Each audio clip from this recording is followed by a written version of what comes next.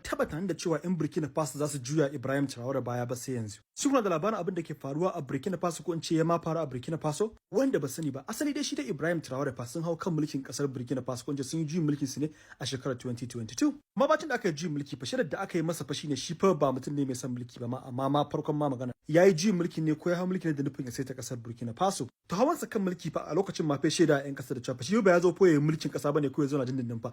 Ya zo ne ya saita kasar Burkina Faso daga ya gama zai bar wajen. Wanda a lokacin ma har ya saka cewa a July din 2024 fa za a yi zaɓen shugaban kasa zai hau mulki shi kuma ya sauka ya kama kanshi. Amma fatsarin kasa shine a gaban su. To kamar yadda alƙawari ko watan Mai na 2024 yana zuwa fa ya zo tara mutanen kasa ke ce musu to alƙawari ya zo fa za a yi zaɓe a ci gaba da mulkin demokradiyya a ƙasar Burkina Faso. Kwatsam mutanen ƙasar Burkina Faso suka ce ba su yadda ba da wannan magana. A nan take suka juya a ƙudurinsa ba suka ce ba su yadda da magana ya sauka da kan mulki ba. Suka roƙe shi da cewa fa ya ƙara shekara 5 a kan mulki. Su sun yarda da jagorancin, sun yarda da mulki, sun yarda da cewa shi dan Allah yake ba dan abin duniya ba.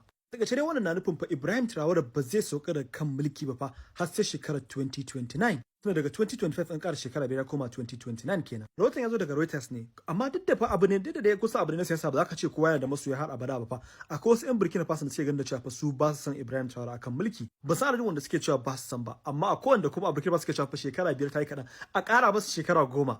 Ba abin tambaya nan shin kuna ganin cewa mutanen Burkina Faso sun kyauta suka juya kudirin Ibrahim Traore baya na sauka da kan mulki ko kuwa? Mu haɗe a comment section. Allah sa mu dace.